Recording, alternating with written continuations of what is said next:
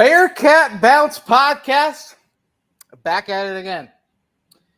As always, not as always, as sometimes, as was the beginning of the Bearcat Bounce Podcast, a special Sunday edition. That's right, the day before Season 2, Episode 1 of Wes Miller and the Bearcats at Fifth Arena Sunday. Yes, that's right. Day after yet another victory, yet again a victory, possibly, hopefully, last victory against a triple option team. Please and thank you. And then, of course, that's right, day of the hashtag Bearcats in the NFL domination yet again, Sunday. That's right. We're here, the BBP Sunday edition. That's when I'm bringing my three guys, my pals, my buddies. Hey, guys, happy Sunday night. Things are a little different on Sundays. So that's none other than Aaron Smith, Chad Brendel, Ryan Royer. Gents, how are we? Pretty good Sunday. Yeah. Who day? Yeah. Doing good. Just recovering from a nice long weekend. Yeah. If you go ahead. Were you there? Yesterday? No, I was. Royer? I couldn't get my hand on some tickets, so I just watched it at watched it on my phone at Adriatico's because how do you not have ESPNU to watch the Bearcats game? Wait a minute. So, Really? Yeah. I was shouting them out last week. I said, yeah, they're my favorite restaurant on campus right now. A critical error not even having the Bearcats game on killed my phone battery.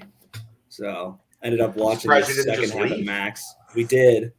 After we ate, we bounced. So yeah, I was gonna say you could probably head over to Danco Transmission Auto Care. They probably got it on a TV in the back. I texted Danco. Yeah, I'm trying to get some work done on mine. Get a little oil change action. Okay. I texted the man. If you're watching, Danco, I'd love a reply.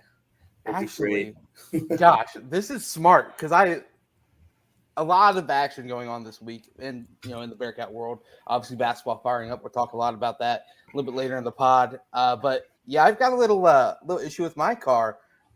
Literally, I'm staying the night Thursday night, going to work all day from Cincy on Friday, and then go to the game Friday night. I'm gonna have to swing over to Danco Transmission, get him to check it out for me. Wow, thank you, Ryan. Thank you. That's much needed. But yeah, who day indeed. If you played against Joe Mixon in fantasy, I feel bad for you. But man, Bearcats in the NFL. Aaron, you've been quick with the Twitter fingers today because there's been a lot of things going on, especially Mr. Sauce Gardner. Man, he is phenomenal. But without further ado, one last shout out, Danco Transmission and Auto Care. Head over there, get $10 off an oil change, 10% off your next fixing. Just mention anyone, mention the Bearcats, and he'll hook it up. But as always, we got to start with the win. It's good to get back in the win column, and good to hopefully say this is the last time we'll be talking about a game following just another slog. I think that's what Dave called it this morning. Slog's the perfect word for it. 20-10 over Navy, over that triple option, and I am over these games. Gentlemen, just initial thoughts, initial reactions. Obviously, day after, it's a little bit more fresh in the brains. Ryan, we'll start with you, man. The triple option. Obviously, there's some love to it. There's some affection and admiration for it. If you're an outsider looking in, just the physicality and the throwback style of approach. But man, sometimes watching those games, you want to pull your hair out and you want to get a little frustrated. But it's a good win, 2010. Yeah.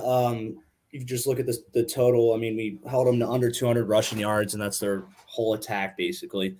So I was pleased with the defensive performance. I thought the D-line played the triple really well. They were really disruptive. And you see Corleone doing his thing. I loved what I saw out of Eric Phillips. I thought he crashed down hard and played really well. Defense, like the secondary, it's kind of like a fluke thing. It's like you're expected to not give up a catch like the whole game. And that's, our guys are way more talented and better than their receivers. So I was a little shocked to see them complete a couple balls, that big one downfield. But other than that, overall impressed with the D. Credit to them on that, though. That kid threw two really, like, the defense was there. Yeah. He threw two really nice passes. Yeah, that was good catch too. I mean, Yeah. Shep was like right on his hip, just perfect ball placement. I mean, you got Ben Bryant, you got the consistent Ben Bryant that we've had all year. Just solid day. Didn't like make any mistakes really, didn't like do anything super crazy, but just solid performance from him. I liked what I saw. Kind of step back in from what was that? Some people said he had a rocky game last game. Still not even 100 yards rushing out of the O. Still kind of letting up pressure on blitzes. And this is a Navy team, not very talented, not very impressive on defense. I was expecting a lot more from the O. So it's a triple option game. You got in, got out. Let's move on and keep winning. Season's in our hands. Aaron rocking the old Bengals jersey today. Bengals had a lot more chances to get some points on the board than the Bearcats did, man. But what are your reactions as far as that 2010 victory they removed? It was a boring watch. I'm always happy when they can beat the triple option. There's only one game in recent memory that stands out in particular where they didn't take care of business. But you're happy to see it happen. Win and move on. Never have to deal with Navy again unless they just truly love miserable football games and decide to throw them on the schedule again. Well, 2031 would be the only next time that Cincinnati would play against a triple option unless they do get one added to the schedule. 2031 is the return trip to Army for that COVID year game against Army. So can't wait. 2031, man. That's just football scheduling for you. Yeah. Let's play you real quick. We'll add you on the schedule within, I think it was like a 2-week notice to get Army on the schedule. And then got to turn around and say, hey, we'll have a return trip in 2031. How about that? Let's go. Excellent. I don't even know what I'm going to be doing in 2031. Who knows? Who the heck knows? But yeah, and you mentioned only one bugaboo against the triple option. And that wasn't 2017 in Luke's first year at the helm. They actually let up the most yardage ever that they have defensively, total yardage in all the years that he's been here. And I wrote about it in my articles, and I said, I get a little Michael Jordan sense out of Luke when he kind of mentioned it about UCF, how, hey, year one happened against UCF. It's going to be something I remember forever. And it seemed like the same sort of thing happened with Navy. They let up all that yardage in year one, and he took it personally. So they had, days at camp where they practice against the triple option the entire time. They have certain times where it's constant prep with the triple option, and they came up with a way to stop it. And every game that they faced triple option attack, including that Army game in 2020, they held the opposing team underneath their average for yardage rushed, which is something that you need to tip your cap to, because even if you're playing as good as possible, Navy or Army can pick up those yardage and find little creases here and there and break off a big one. But that never happened on Saturday. Chad? Well, like, just looking at, they basically had 7 drives. Right. Army did, or Navy did. 3 of them were 3 and out. Which took up very little time. The other 3 took 30 minutes. Yeah. So even if, like, and internally, like, I'm getting, like, a little frustrated in, okay, it feels like there's too many 2nd and 6s. It feels like there's too many 3rd and 4s, 3rd and 3s. But then you go back and you look at the 2-3 or the 3 and outs. They were 2nd and 9. Like, they were exactly what we talked about. Like, if you put them in 2nd and 9 and 3rd and 6, there's a good chance you're going to get off the field. But point being, if even another one of those drives becomes a sustained drive, all of a sudden you're looking at like 38 minutes of time of possession, 40 minutes of time of possession. And then that game looks a lot different. So even only getting the 3 and outs, because the game is shortened, because they limit the number of drives that both teams get, it's critical to get those 3 and outs. And they managed to get those done, and they got them done in pretty important times. So it just like they want to make the game boring. Like they want to make the game to where the fans are like, this sucks. Yeah. Like it's more exciting to watch a 4-hour game where they throw the ball, 40 times each. Right. And it feels like the game is going on forever, as to where a 3-hour game, it's over quick. But that game felt longer because it felt like Navy is just like sucking the life out of you.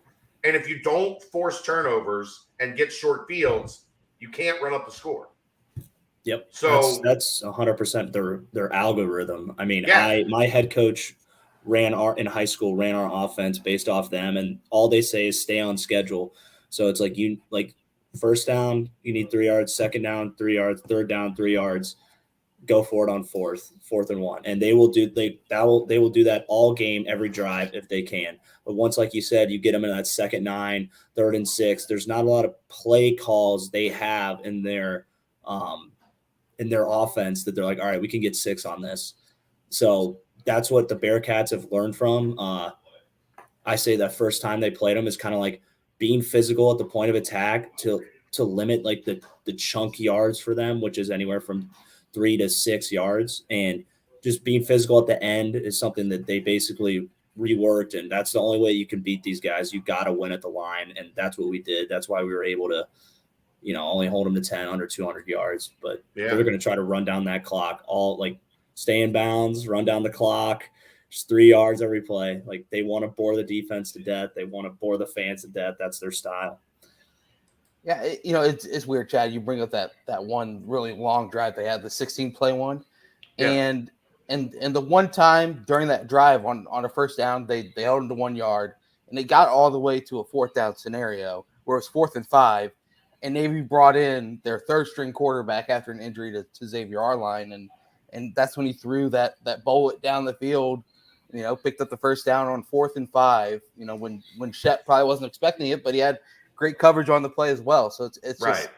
Just it's a weird situation, a weird team to play against, and obviously Luke likes it sometimes. I guess likes the prep side of it because he says it takes him back to the basics and the fundamentals of getting out of your stance low and firing out and using your hands and this, that, and the other. But yeah, I don't know. Overall, it's I'm happy these games are over, just because it kind of makes you feel like there's some problems with the team, just because it's like a drag. Just because the game's a drag, you're like, why isn't the offense having fireworks?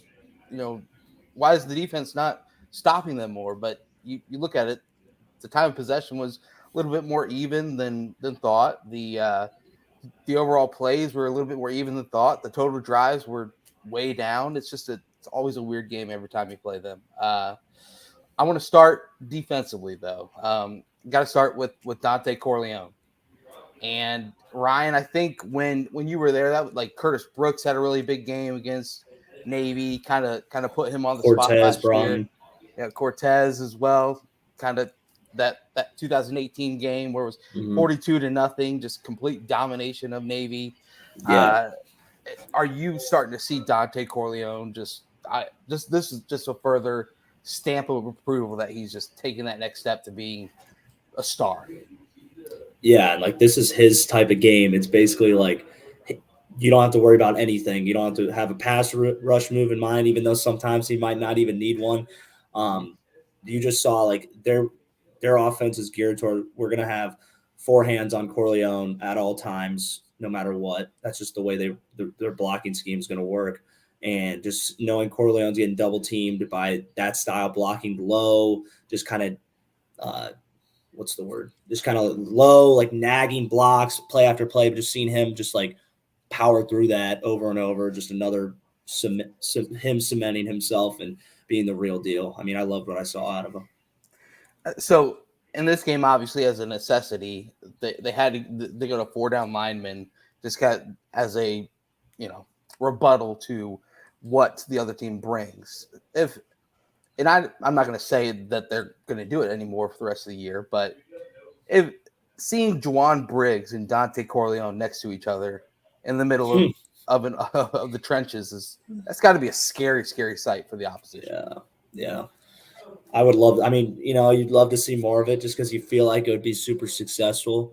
But our defense has kind of been like, it's kind of like transitioned to that 3 down is like that's our baby now. That's what we do, and we still practice 4 down, but not a ton. And I just don't know how comfortable the team would be, the coaches would be being like, let's go out there and kind of use our boundary safety and coverage a ton more, and kind of just rewrite our whole pass coverage philosophy.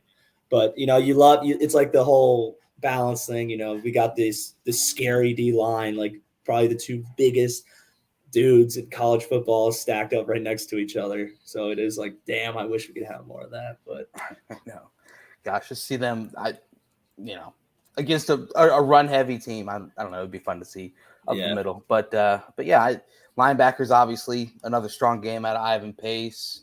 Ivan yet again making moves. Kind of what you see out of what Ivan brought. Obviously more rushing plays. He's gonna be able to fly around a little bit more. Just a quiet double-digit tackle day for Ivan. I mean, he didn't feel like he was really like again on the level that he started the season out with, and we kind of are still waiting to see him come back with that same energy level. As it seems that's been missing over the course of the last couple games, but he's still producing. It's not as if he's not filling the stat sheet again.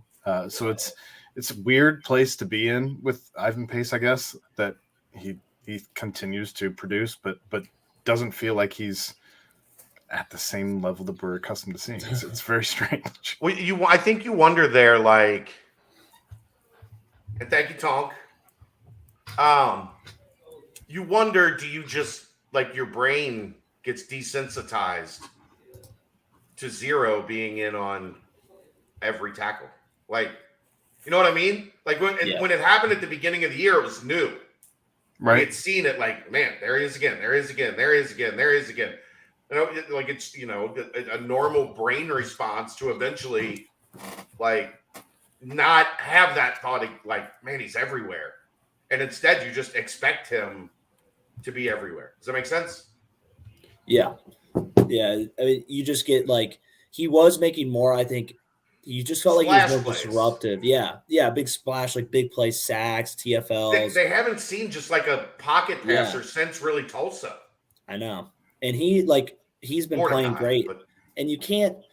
I mean, you got to remember, like teams, the more you make splash plays, the more teams are going to kind of like scheme things up around you. And the fact that he's got schemes centered around him and he's still finding ways to produce, maybe not as like big, like havoc plays before, but that just shows just how much of an incredible football player he is. And I just love getting to watch him. It's just textbook linebacker, aggressive, like everything I'd ever want to do out on the field. So he's doing great. And I think people don't sleep on the quietness, but I'm anticipating him. He's going to pick it back up the end of the year with more havoc plays.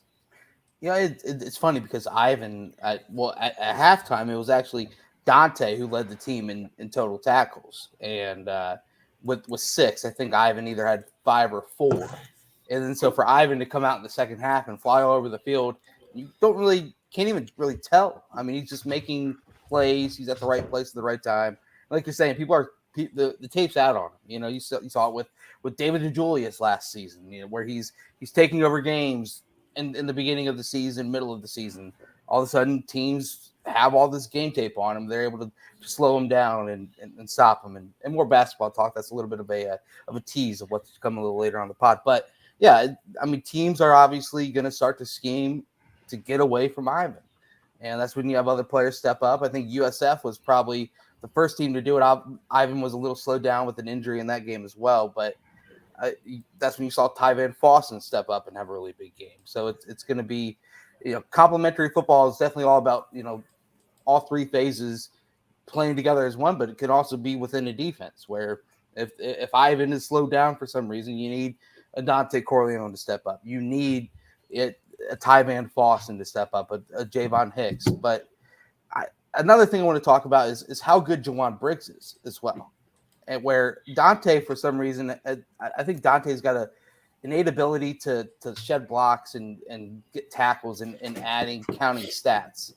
Jawan is just a rock in the middle. I think it'd be interesting to see when end of the year awards come out, because I think Jawan has been just as good as Dante, but Dante is just being able to add the additional counting stats on top of his domination in the middle. Just having those two is absolutely bonkers.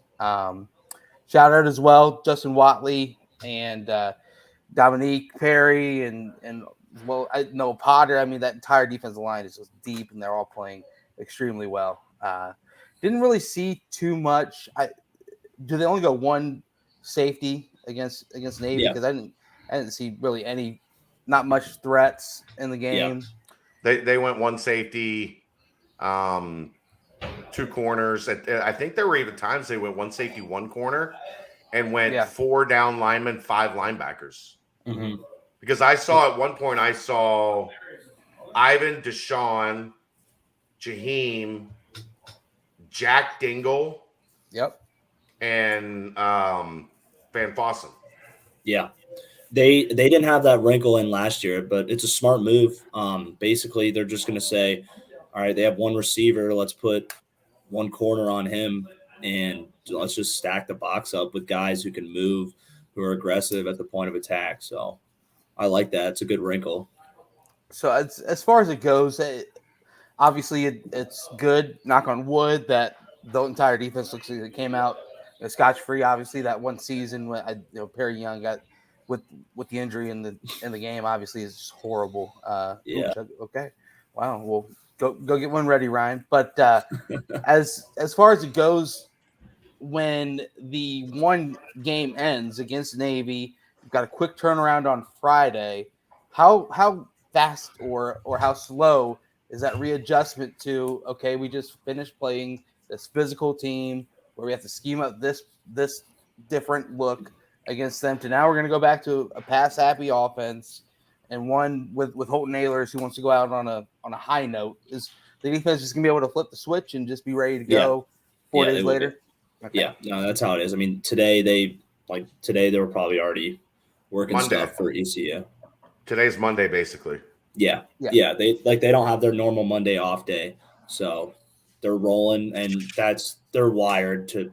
The defense is wired to be, for the normal college football offenses. So they're excited to be back to normal, and it's not going to affect them. Maybe it even helps them in some ways. Get certain guys rested. That's what I was going to say. Yeah, get certain guys rested. It also helps guys with maybe just more physicality, developing their physical tackling, use of hands, block to feet, all that stuff. It's a little bit different style of blocking, but I mean, just getting in there, getting aggressive, physical, and hitting people, that's always good for your game. So I think it's going to make them better and have them ready to roll. They'll be just fine.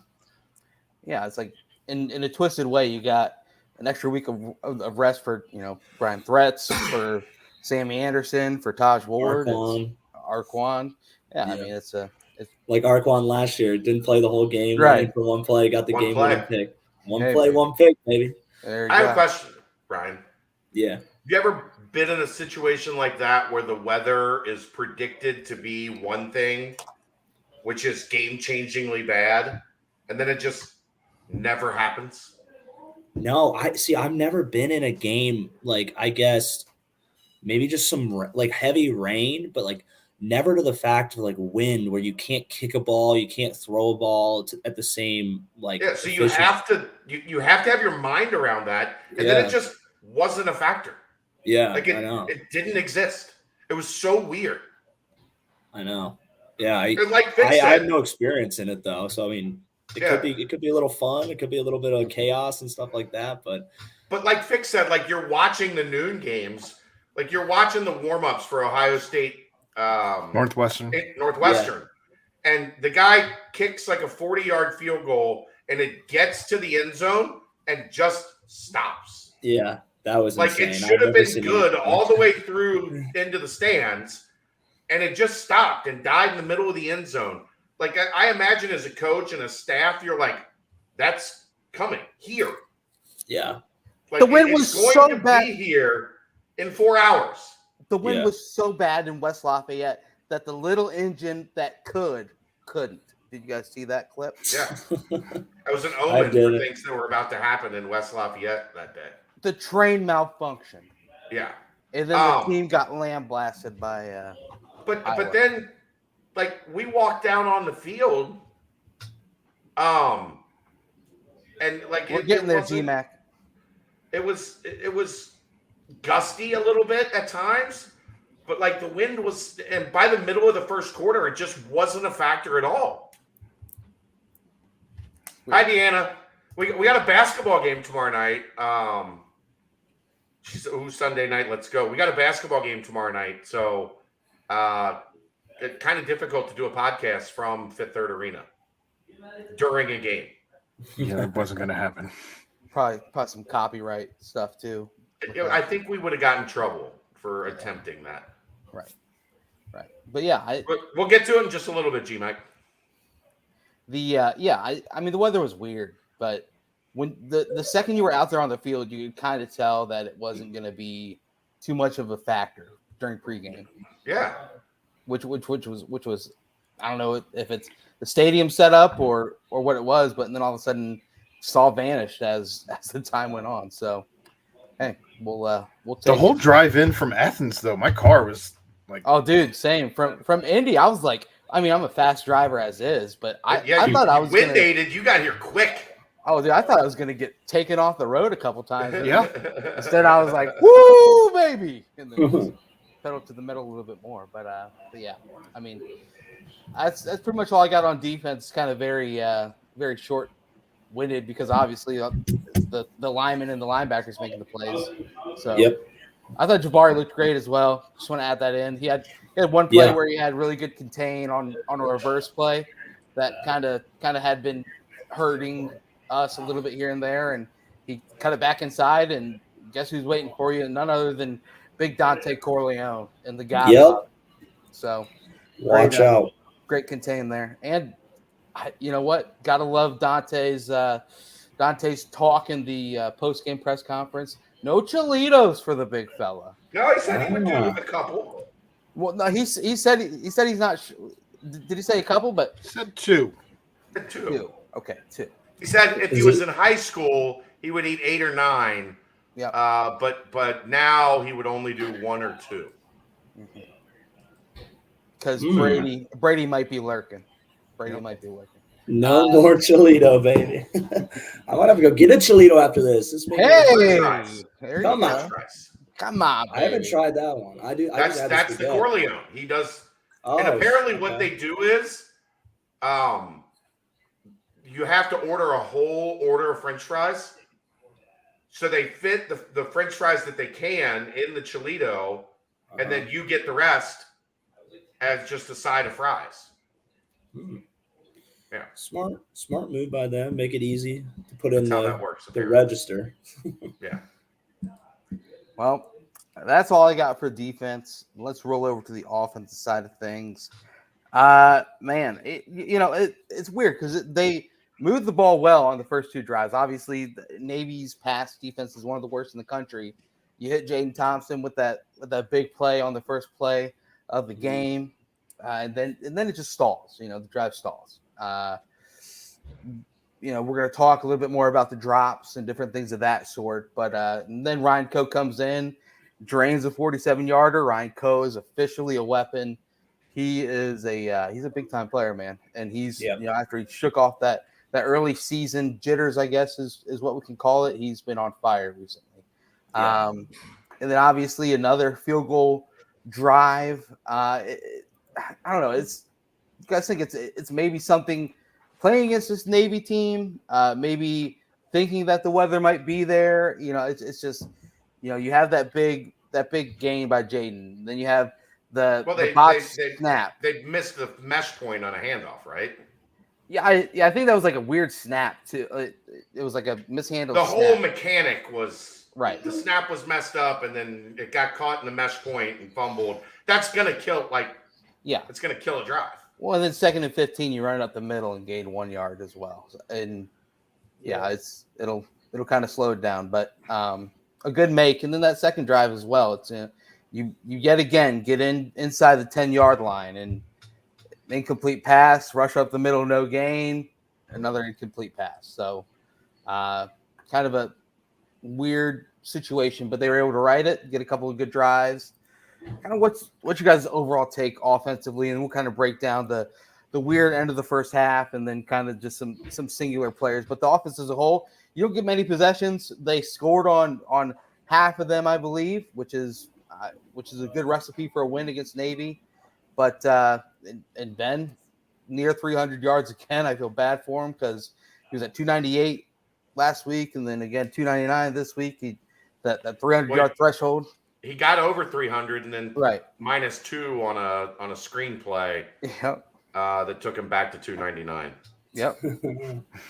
Exactly. But I don't know, just overall offense thoughts, Chad. I mean, you kind of were actually pretty nice in the bites, talking about, you aren't going to have many chances. You scored on the chances that you did for the most part. Only had 1 3 and out. I didn't have a lot to complain about. Right. Just a weird game, obviously. I mean, yeah, it's the possessions are so limited that it does magnify everything. But, other than really the only gripe I would have is the second field goal getting into the red zone and, again, not being able to get it into the end zone. Yep. And then they figured out the secret to this team is they can't score in the red zone, so you have to score from outside the red zone. Mm-hmm. And then they ran the Tyler Scott plays where you score from outside the red zone. Good to have him back to being Tyler Scott. Yeah, he's just such a weapon. Like, that ability that he has on that first touchdown to just stop and start and leave a defense standing like they're in quicksand as he runs by them into the end zone. And then the second touchdown, a perfect 28-yard toast that would have been a touchdown from 70. That's just call the Tyler Scott plays more. 8 of them. 8 of them this time. Yes. But I didn't have a lot of problem with the offense. The drive at the end of the half was weird. Dave said it this morning, and I agree. It's like they were stuck in between. Like, they couldn't decide exactly what they wanted to do. I have a question on that. On that third down play, didn't it look like he got past the sticks to get the first down? Yeah. I was in the end zone, like on the corner on the other side, so I had a weird angle. Mm-hmm. But it looked like he got past the sticks, got out of bounds, and then it was 4th down. I was like, what happened? I think he was like falling towards the sideline. And I think kind of. He might have had the ball in his, like in his left hand towards the sideline. And as he fell out of bounds, most of his body was over it and the ball was behind it. But I mean, that would have been a weird, like. I mean, I didn't have too much gripe with it because like the staff and the team didn't really have too much gripe with it either. I was really far away from it. Right. Just from where I was, the angle I had, it looked like that's a first down, and then I expected them to put their foot on the gas. Yeah. And then 4th down, they try to get 4th and 1. They try to get the offsides, doesn't work, so they punt. But that just felt like you had an opportunity there to knock them out. Like you could have finished them right there. I don't know why they were indecisive though, because you got 155 on the clock, 151, and you got all 3 timeouts against one of the worst pass defenses in the country, and that you've shredded through the air I don't know. It was weird. And a kicker who just connected from 47 earlier with ease and had kind of been moving and grooving at the time. That was into the wind, quote unquote into the wind. But at that point, I just didn't feel like, unless you hit a gust, like right as the ball was kicked, right, the wind wasn't really a major factor. Well, they did the thing you do when you're indecisive in that situation, right? Is you run it a couple times to see if you can pop a big one, And they they had a couple good runs there. Right.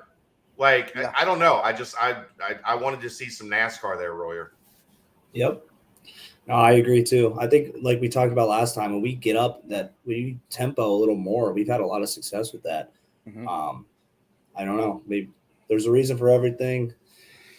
I'm not really sure why they don't do it more, but if I knew, then I'd be on the staff. Yeah, my point of view, Aaron, You're were you no about to say Tope. something? Yeah, I don't know. I'm kind of with Ryan on that, and I know Tyler even addressed it during the post game, but just this team plays so well in tempo. I can't get enough of, I guess, just them running offense that doesn't stop. Like I don't know why they go away from it as often as they do, especially when they're struggling to find a first down, struggling to get points on the board. Especially when I can't recall a time during this season where tempo hasn't worked like at all. Yeah, well, they did a little bit of the NASCAR thing. I turned to Aaron. I said, I wonder if they were listening to the pod about a little NASCAR. And it was on the drive where they got into the red zone and got inside the 9. And then they made a substitution. And, that allowed Navy to get some subs in as well.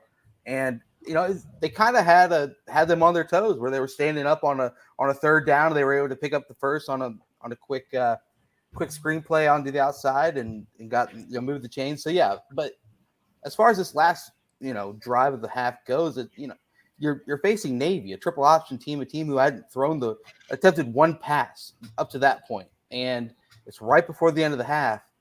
Even on the 4th and 1, I'm going for it, because if Navy gets the ball back, are they gonna all of a sudden decide to throw the football with 35-40 seconds left in the half? I don't think so. I think they'll probably try and play it safe and go into the half only down by 10. So I don't know. I thought it was it also brought back little flashes of that play at SMU as well, where a lot of people were saying, why did the team go for it on that 4th and 1 when they were up 17 nothing, and you gave SMU a little bit of momentum, but I think that was a completely different scenario. So I don't know. I definitely wanted them to go for it a little bit more, push up the tempo a little bit more on that last drive, but especially because Navy got the ball to start the second half as well. But yeah, it was odd. I don't know. Like, the indecisiveness just caught me off guard, because I thought they would just immediately, like, even if you break, like, you have that first run, it didn't go for a first down. It went for like 7 or 8 yards, right? 9 yards, yeah. 9 yards. Like, get on the ball and there was your play that got you out of the hole. Yep. Foot on the gas. Throw the ball to Tyler Scott. For goodness sakes. Just do that every time. Why can't you do that every time? But I don't know. It was definitely strange, but of course, second half, starting at their own 2-yard line on that first drive. Of course, shout out to Riley Reitman, who probably was great. Yeah, who probably sees that he's going up against none other than Mason Fletcher, the rake evolved, and he decides to bust out a 66-yard himself down at the Cincinnati 2-yard line. So, but the offense then clicks, man. That was a 98-yard drive. Didn't take too much time to get all the way. It was actually their shortest scoring drive of the game, time-wise. Yeah. I mean, you got a 39-yard completion to Jaden Thompson, who's kind of become just kind of that guy. He did have the one drop in the game that gets highlighted, but he has a career high in yardage total in the game as Becoming well. a real weapon at the boundary like that. Yeah. And that's opening up, I'm sure, because Tyler is starting to really turn himself into a star. Mm-hmm. That means the safety's going to roll to Tyler more often than not, and Jaden's going to have that ability to make plays, and his shiftiness to make people miss short area is extraordinary. Yep. Yeah. I don't know what he did. Like, him and Tyler, like, both of their, like, very noticeable strengths this year, like Jaden's ability to make people miss, Tyler's route running. Like, I don't know what they, like, when I was there, like, it's not like they were bad at that, but it wasn't like that apparent. Like, it wasn't great. It was good, but it wasn't great. Yeah. Right? So I don't know what Mike Brown did with these guys this year, but he did something this offseason that these guys are just rolling. and playing so well. So shout out Coach Brown, shout out Tyler and Jaden. I've been Keep really it up, impressed boys. with Mike Brown since Oh, he's yeah. joined this staff, man. Mike Brown made Alec Pierce. Like everything you're seeing from Alec, like Alec didn't start playing football until he was a junior in high school. Comes to Cincy, just raw athlete, not a lot of skill, can run really well in a straight line, and he turned Alec Pierce into like one of the top wide receiver prospects in last year's draft, if not No the doubt. top prospect. And now look what he's doing with Tyler Scott too. Oh yeah, Tyler Scott's going to be just like Alec. And it's starting to. I think people are starting to get a little weary. I'm not saying anything. I'm not speaking into an existence, knocking on wood, and I hope Tyler does whatever he wants. But man, you tell NFL teams to throw on the tape of Tyler Scott, and they see how wide open he is on some of these plays, just because Great of his route runner. His precision moves, on his routes is unbelievable. His moves down the field, and then even that one catch against Tulsa, where I think they called him out of bounds, or they said like dragged on the ground, you could barely see it.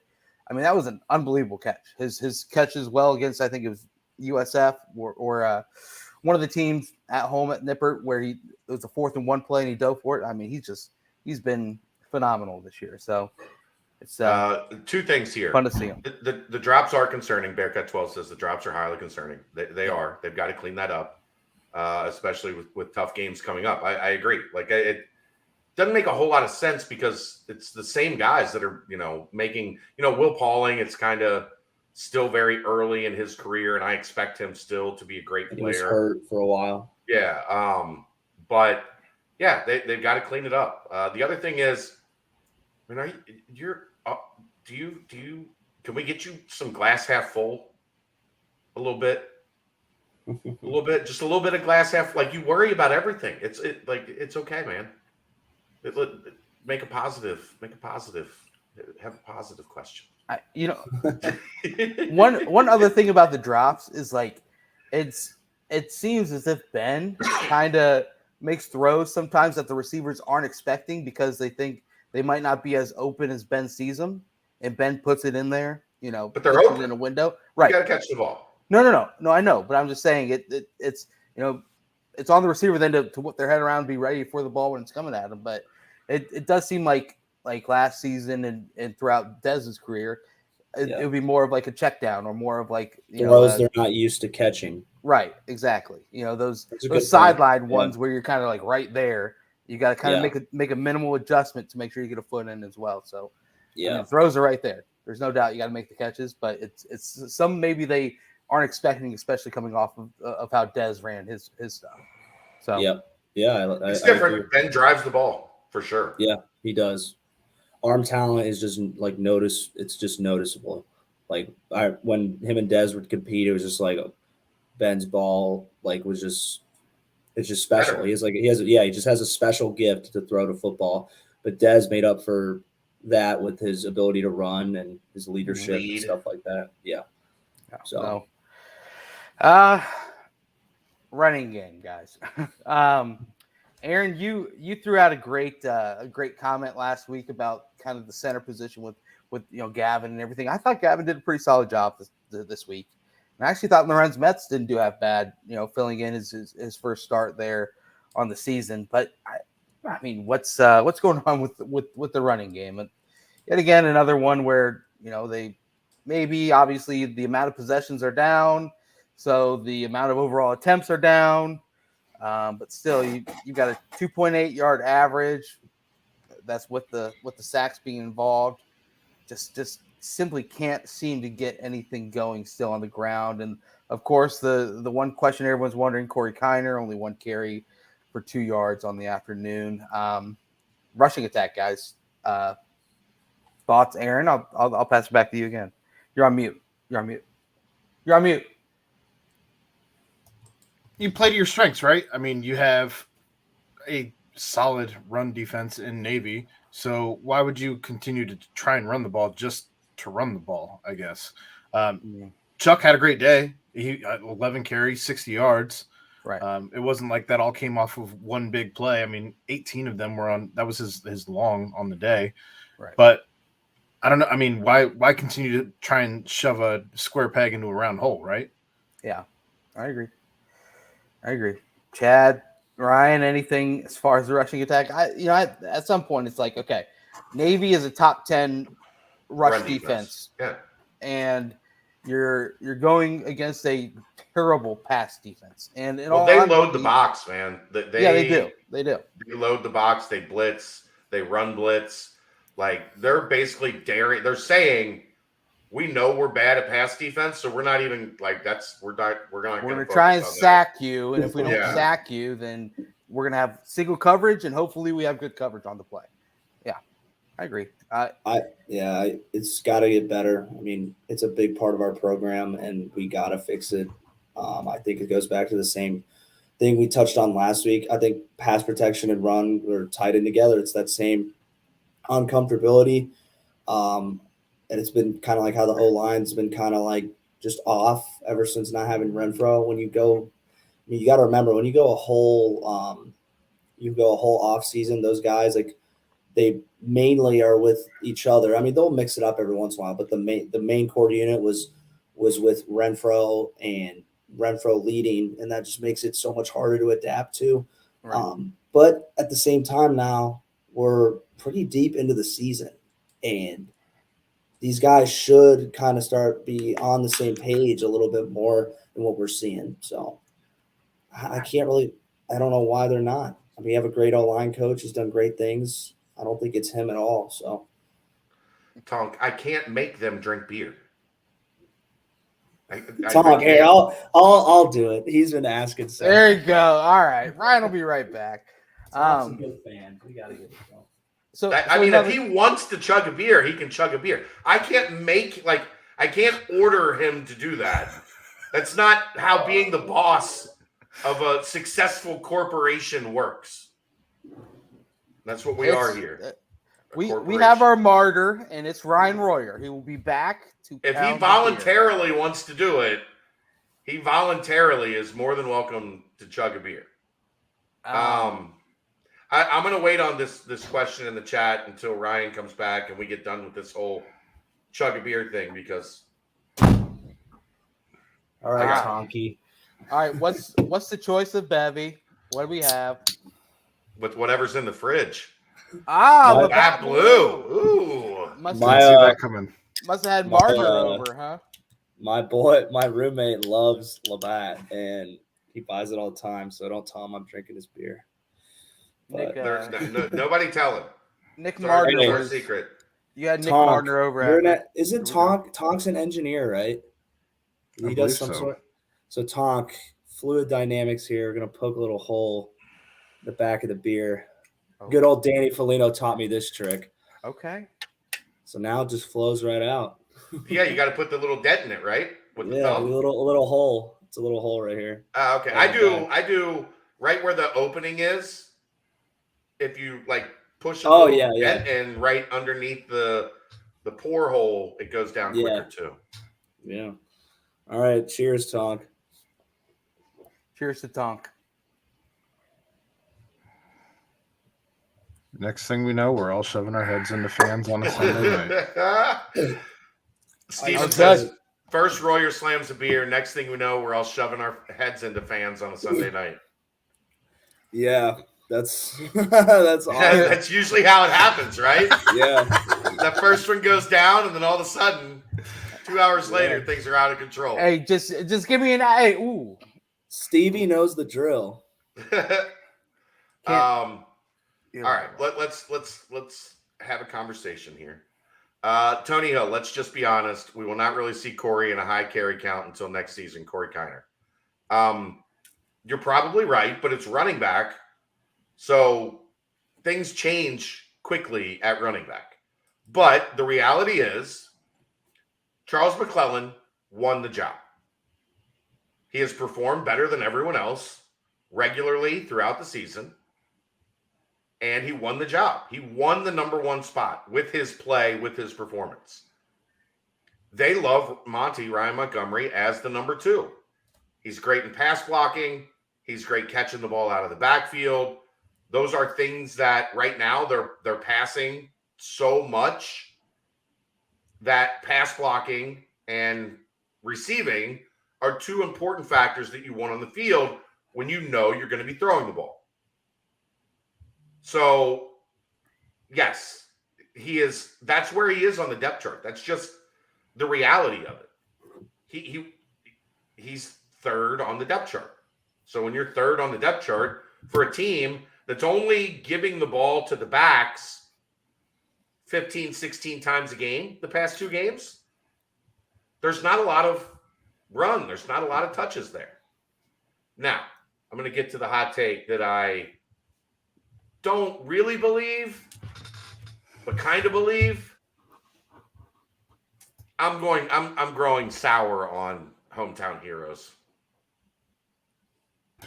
I didn't think you'd actually say it on the podcast. I know you told me that on the sidelines. Sour on Hometown Heroes, and I'm not like it's facetious, but like, look, there's some things in Nippert Stadium that need to be checked, such as booing the starting quarterback in warmups when he's on pace to have one of the 3 best seasons for a quarterback in the history of the program in terms of that was happening. Oh yeah. Who was booing him? At people wanting Evan Prater. What idiots. There was definitely a second half we want Prater chant. Yeah.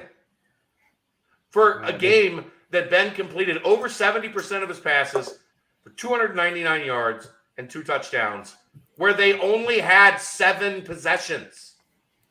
300 yards and 7 possessions. Some of you anyhow. I mean, how it just like you saw, it just shows like how people, if you want to be a real fan, pay real attention. Don't see big bold headline, Evan Prater, highest recruit ever. Oh, yay, good, yay, very good. Play Guess him what? Immediately. He has to win the job like everybody else in the damn program. Yes, and like you can't just be like all like fixated on his coming out of high school, like being from Cincinnati. Like if you really love this team, if you really want to root for this team, actually think about, put it in your head, the coaches are going to put out there the best player that's going to help us win. There's no, and if anything, if there is any politics involved, you'd think it would be on Evan's side, being the Cincy guy, and just you get behind Ben's having a really good year coming back, leading Is he the perfect? team. No, he's not perfect. He's not. I thought he'd be playing a little bit better. You know, I thought he was going to take off. And I'm sure he did too. There's been inconsistency that like there's no denying there's been some inconsistency. But yeah, he's been very good to this point in the season. Yeah. He's been everything you would want him to be. We just have higher expectations because of how talented he is. His time is going to come. Evan's time is going to come. Yeah. But in this program, Luke has been very clear. Hype doesn't win you anything. Yeah. Performance wins you jobs. Performance puts you in the position that you want to be. And what sucks is, here's what sucks. Because of people doing what I just talked about, and I've heard it in every home game. When they put, against USF, they put Evan in, down at the goal line. He had the good run. There was a huge cheer for him when he came in. Awesome. Well-deserved. They took him out, put Ben back in, or Ben came back because he was in the game but split out. So it wasn't like one came in, one came out. Evan came off the field, they booed. It's just funny how stupid it is. GMAC, Bearcat Nation on Facebook, as one of the moderators, it's become difficult to try and keep up with all the people who are reporting other people for just shit talking, and like literally every name that you can, like Facebook actually gets involved more often than we do, removing content because it's online bullying. So here's what these people don't understand is it puts the conversation in a bad place because nobody is saying Evan Prater is bad. But the more and more you push this conversation and you push this narrative, the more you have to talk about Ben won the job. Yeah. Fair and square. Ben won the job. He was better daily on a consistent basis in practice through all of the spring and through the summer. Now, I made this analogy today on the board. When I was talking about practice and talking about the quarterback competition that day, most of the days it was close. But most of the days Ben Bryant won. So I've heard a bunch of times, well, if it was so close, then what do you see about putting Evan in there? And I'm thinking in my head, like, what could I have done different to like message what we were seeing? Mm-hmm. And what I came up with is I should have covered it like each day was a boxing round, right? Yeah. Because in boxing, it's like, okay, today was 10-9 Ben, or today was 10-8 Ben. But and in that bubble, that looks like a really close round, right? But when you get done with 15 rounds, and he wins all 15, it's a blowout. Yeah, like on paper, it's not as close as what you're saying every day is that they're close, but Ben is consistently the guy that performed better. I just want to go back to Dez, when Dez was getting some of this same heat several years ago. Ben was the guy you wanted to bring in. Just replacing, just replacing the best quarterback that arguably that the program has ever seen. Well, at that point, Dez was turning the ball over. He went through the injury riddle 2019. That was 2019, yeah. Yeah, and then 2020, he had the game against USF where it was like 5 turnovers.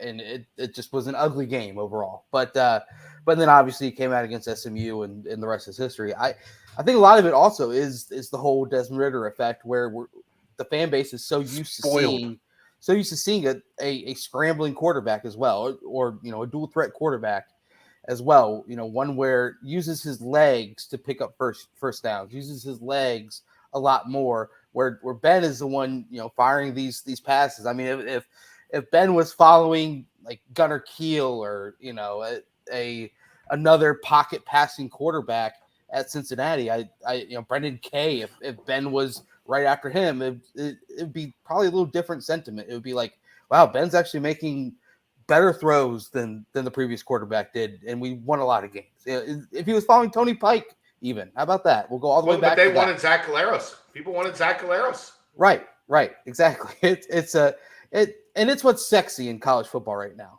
I mean, let's be honest. The running quarterback. The running quarterback is. You watch the Alabama LSU game. You see both quarterbacks can scramble and run. You watch all these games of these high level teams, and it's just two different styles of offenses. And Ben, instead of using his legs to pick up first downs, he's throwing quick shots to Nick Martiner for 6 yards to move the chains. He's throwing quick outs. He's getting the ball in these, our players' hands. And if we will play, he's throwing a hole shot on a quarterback check, right, to Tyler Scott on 4th and 1 for a touchdown. Yeah, I mean, here's the thing. Okay, against SMU last year, Desmond Ridder on a 4th and 1 situation, they did the RPO and he ran it in for a touchdown. Same situation this past weekend. It's Ben Bryant finding Tyler Scott making a man miss and running for a touchdown. So it's just two different styles. Ben's had more games. I haven't looked up the stat, but Ben's had more games passing yards wise than Dez did probably in all the years combined up to this point in this one season that Ben has played. Yeah, he'll have a better passing year than Dez ever had. Now, right, Dez will counter that with a bunch of the rushing with the runs. Exactly. Yeah, but I'm not saying that he's. I know. I'm just like he's a passer. We knew that. But I think, and here's what I think. Perception wise, I think this is kind of what we're battling this year. When Ben left, the thought, okay, Ben's gone. He's doing his thing. And Evan is now next. And it's going to be the same looking offense, the same. Right. And Evan's got next. And then when Ben came back, everybody's mindset was still Evan has next. Ben will be a good backup. Eric, I'll interject real quick. I want people to understand, Ben didn't. It wasn't like Ben came begging back. Yeah, Ben. Right. No, I'm talking about Ben didn't come back begging to come back to the team. People have to understand they went after him. Like, they knew that Evan was not ready, and they brought Ben back to be the starter, knowing that he was better and he would be better. I think Evan had a really good offseason, got a lot better, and pushed it a lot closer than any of us thought it was going to be. But it was not like Evan was never ready. Evan was never supposed to take the spot. And they knew if he was going to be ready, it was going to be because he had a head-to-head battle with Ben or with whoever they brought in to win the job. Yeah. It wasn't like if he was just anointed the quarterback, or if it was Evan and Brady battling it out for the job, that would have been different than bringing somebody in and saying this, like, you're going to have to win this job. Zach, thank you. He said, can you promise us if anyone from UC's athletic department tries to schedule Navy again, that I'll smack them? I never want to see their triple option BS again. I love the triple. You guys don't hate on the triple too hard. It's such beautiful football. I mean, can we just make a pact to, like, every single week it's playing a weird AAC team with a weird scheme that they drew up to play Cincinnati? I'm just done with the conference. I'm ready to play Big 12. Yeah, we're gonna get Big 12, but that means we got to be ready to rock. Step up. No, I agree. Week. But at least it'll be some normalcy. I mean, normal. Like you're playing teams that are going out there and playing football. You know, you aren't playing a team that throws it around every play, going crazy, and then the next week you're playing a triple option. Like, it's just I'm not going to agree to smack anyone because that is assault and comes with legal ramifications. That's assault, brother. We saw that this week. I almost went there, but I wasn't going to go there. That was the whole. Especially if you're on a scooter that's powered by. Thank you, Ryan. I was going to go there. I was going to say, I was going to go there, but I That's my fault for taking us there purposely to begin with. Purposely. R.I.P. Mario. R.I.P. So anyway, yeah. Well, he's coming out with a movie though. Did you see Ryan? Mario, the movie, Super Mario. Yeah. With Bearcat 12 says, on the bright side, people care deeply. I'm moving on. This is called moving on. People care deeply about it, much better than having a fan base that doesn't care. There's no question. Yeah. But doesn't give you the right to be dumb and boo Ben Bryant in the stadium. 100%. Right. I think that's bullshit and stupid. And don't be that dumb. Have some more logic and get informed more about the team if you really care about it so much. And then leave at halftime. That pisses me off. Like, that pisses me off a lot. I don't care about them leaving. I care about them booing someone that was. Oh, I would rip them a new ass. I'd be nice. And would you do I'd this be nice. Yeah. I'd politely, respectfully rip them a new ass. But then if they came back a little bit with some heat, then I'd have to dish out the heat and get that fire back in me. It hasn't been there in a while. Michael says he loves the shirt. You can get this home field apparel with the Bearcat collection. And I will tell you this. They're going to have a big Black Friday, Cyber Monday sale that we are again kind of partnering with them on. The hoodie, and Jeff Howell will back me on this. Hoodie's great. Is the most comfortable thing I own. Like, it is so soft and so just perfect for fall, winter, like early spring. It is awesome. If you've had these, like this shirt, and I've got the Great Midwest Conference Tournament Champions shirt with the Dunking Bearcat. Mm-hmm. The quality of the shirts are amazing. If you've had like an homage sweatshirt, it's similar to how soft like homage sweatshirts are. It's great. It's great. Yeah, you heard it here first. UCF super fan. The whole pocket presence thing is another thing, but that's what a pocket quarterback is. It's a pocket passer. That's why it's called a pocket passer, because they stand in the pocket and pass. I would also be curious to see how Dez would have handled this kind of pressure that we've been getting and the stunts issues, and the delayed blitzes, and the issues we've been having at O-line. Because, like, at the end of the day, like a scrambling quarterback can only scramble away from so much. If there's linebackers shooting up the gap when you got DNs containing well, like no matter how good you are, you're gonna be a scrambler. You're gonna be in some shit. Right. And so I would love to see like a simulation of that. Dez with this year's O-line and the pressure Ben's been facing. I mean, yeah, you could say, oh, you feel heat right away, just throw it out of bounds. But I don't know. I think we should just let Ben do his thing. And let's try to be better up front. That's what I think is the best angle to approach. I mean, in the end, he was 25 of 35 for 299 yards, 2 touchdowns, 0 interceptions. Do we all want perfection? No doubt. Are there 2 losses on the schedule so far this year? I don't expect any more. Knock on wood again. Were they both all on Ben? I would say no as well. So, we all want things to look beautiful, things to be perfect, but that's not how things are. So we'll see. Shall we do a little timestamp? ECU next week, obviously coming Friday night. That'll be the nip at night for the first time.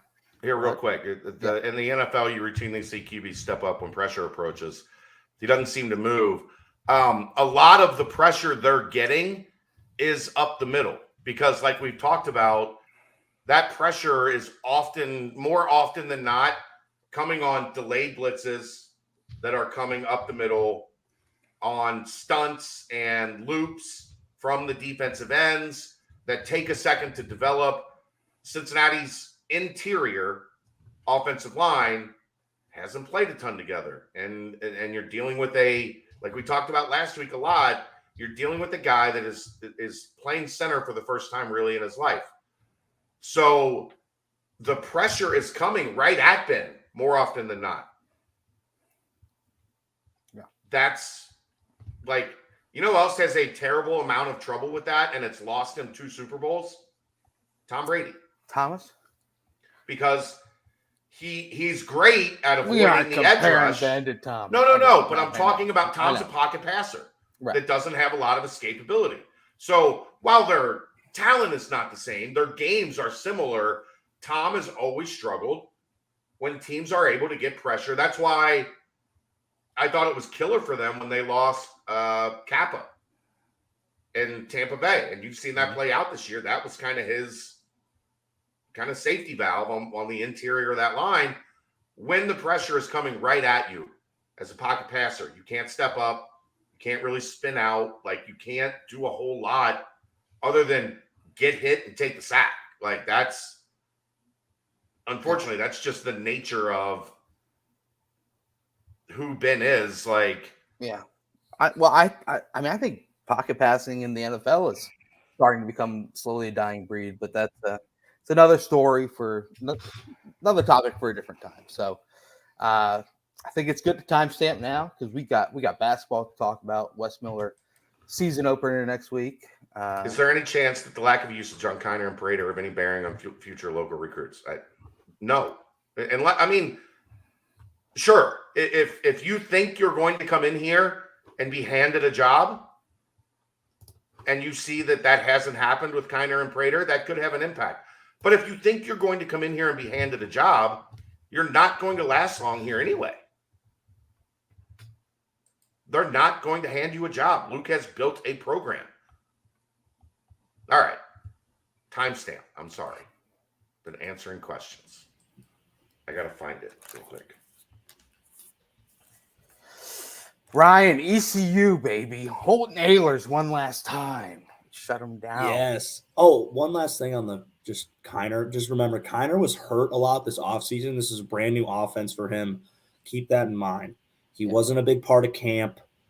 It's hard to come in and play really well when you didn't go to camp. You don't know the offense. You were hurt. So that's probably why Chuck and Monty are producing more. He's a freshman. Yeah, it's remember that. redshirt freshman. I mean, Yeah. Quick Paper Supply, your locally and family-owned restaurant supply company for all your non-food products. Quick Paper services over 150 restaurants with weekly, low minimum next-day deliveries, providing a wide range of food service products from our to-go containers, cups, custom printed products, eco-friendly, and much more. They also have cleaning and restroom supplies for all your janitorial needs. Call Nick, 513-470-2029, and reference Bearcats for 20% off your first month of purchase. Thank you to our good friends at Quick Paper Supply. that is that Quick Paper Supply, man. I tell you what, that basketball season is coming quick. Paper supplying at us on a Monday night, 7 p.m. tip off against the Chaminade. Aaron, can you give me the Chaminade's mascot? Go. No. Their nickname. Chaminade. Their nickname? Silver Yeah. Swords? The Shamies. The Silver Swords. There you go. Nailed it. Did you read my article? Is that where it's from? There you go, Chad. No, I didn't read your article. I just posted them. That's too long. TLDR. This one actually was not too long. Thank you for not saying that. On line 1777, it says Chad has no idea what's going on right now. Just to see if you read it. And the girls in the chat now. Got girls in the chat. Girls in the chat. Hurry. Woo! Let's go. Girls in the Give me chat, the Aaron. link. Hurry. But see that? How do they know which city? We're in lots of cities. They I'm in heard Kentucky. Ryan's We're in global. Cincinnati. Brent's in Indy. Aaron's in Athens. Did they CJ hear is the a word global sword? movement. I They think heard it was the I word think it was swords. Silver Sword, and they immediately And were all like, of a sudden, the bots this- were here. They said, this sounds fun. Swords. Anyway, Chaminade Silver Swords. Fun thing about them, always the host of the Maui Invitational, but now they're doing even years. They traveled to the mainland, played a couple of the team's home Participants. bases, some of the participants' home bases, and then on the Participants. odd years, they stay there. They are the hosts, and they are in the Maui Invitational themselves. So they played at Ohio State last Tuesday, got beat by 50. And then they played against Louisville on last Thursday, and Louisville is a bit of a dumpster fire this year. Stink. Yeah, Stink. they lost to Out loud. Lenore Rain, or however you say that team. Lost to them by 10, and then almost lost to Chaminade. They ended up winning the game by 10 in that one. But either way, Wow. Silver Swords coming in Monday night, and it is their tallest player, 6'8". He doesn't play much, so a lot of big man domination. But it's gonna be a Bunch of They chance. could probably use Royer to get some rebounds tomorrow night. Yeah, they could. Going up against 6'7" guys left and right. We'll see how you can do. Easy yeah. money. This is it's the season opener, a chance for the fan base to see the team for the first time. A lot of new pieces, obviously. 6 incoming, 7 returning. How they mix, how they match, it's going to be crazy. The craziest fact that I came out with in writing that article today actually is the fact that combined among the team, this is a crazy stat. There are, let's see here, a total of 476 career starts on the roster amongst all the players. That's insane. Out of all the players that are not true freshmen, only one player hasn't recorded one career start, and that's Victor Locken, and that could change this season. So a lot of excitement, a lot of unknown heading into this year for Wes Miller in year 2. And I think, slowly it'll start to be answered. I don't think you can draw too much from the Chaminade game. You probably can't leave there saying we won by 30, we're going to win it all. More of a just chance to kind of see the new faces and get a feel of what year 2 under Wes Miller is going to look like. I guess I'll start off by going around the horn of what everyone's most excited about. I'm going to do the same thing. Start down with Ryan, pass it over to Aaron, back up to Chad. Just most excited about Monday night, getting the team back in Fifth Third Arena against the Silver Swords. Ladies in the chat. Nope. All right. I'm just excited to see Wes Miller basketball. I mean, I know there's an energy around him that I just think is special. I think that will directly translate over to this team. I think a whole off season, just a whole nother year with him and putting together his staff, his guys. I mean, I trust everything that that he's got. He just has that like it factor. So I'm just excited to watch a Wes Miller basketball team take the court that's basically been under his watch now for a whole full off season, done a whole thing in the Monster Factory again. So I'm just ready to watch some good quality basketball, fast paced, aggressive, intense. That's the kind of energy Wes brings. That's the kind of energy I love. So I'm just excited for Wes Miller b-ball, baby. Come on. There we go. 22 hours from now, we're gonna have a little bit of synopsis. 18 minutes into the game. Aaron, what are you excited about?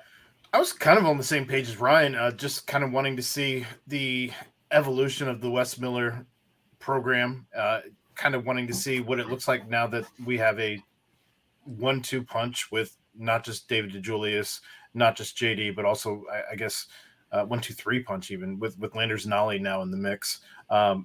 Getting to see what some of the incoming freshmen look like, and Skillings and Josh Reed, and kind of seeing what the evolution of the guys that they brought in, and also, wanting to see Vic getting his second year with Wes. And I don't know. I'm excited. I think that there's a lot more. I know we were excited last year for Wes to kind of get his hands on this program and see what he was able to do with it. But just kind of getting to see year two, as Brian kind of already hit the major points I was going to get to with the with the off season, and a lot of these guys experiencing their first off season ever. It should be a lot of fun. Chad, you've been around the team the most. You obviously know the most about the team, so maybe one that people aren't really thinking about that you are excited to see tomorrow. I want to see what having more length and athleticism looks like in Wes Miller's system. I mean, that was a problem that they had last year. Now they were able to alleviate some of that because of the rim protection that they had, and that's not going to be a strength this year, but not just in terms of full court pressure or like press or 3/4 court, but as they come together as a defense, what does the pressure look like even in half court? How much are they able to use that length to get after teams, to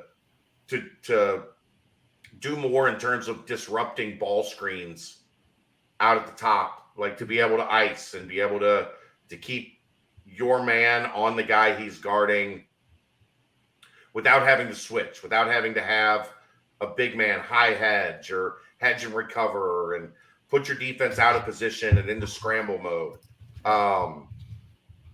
I'm interested with that more than anything. Like what does, now that we're actually going to get that, because I don't think last year really counts. No. There was such a shit show happening in terms of having to maybe convince guys to stay that you probably wouldn't have in a different situation.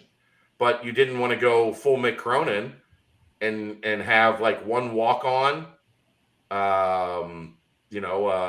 one scholarship player and a refugee from, Hurricane Katrina. Cedric McGowan, Brandon Miller, and Ronald Allen. That's a good starting three. Let's see what you can do with it. Right. So that part, we heard so much about when Wes was able to get UNC Greensboro rolling. It was because they had that length and that athleticism and that ability to get after people. Yeah. I want to see more of that this year. I want to see what that is going to look like as we get further and further into the Wes Miller era.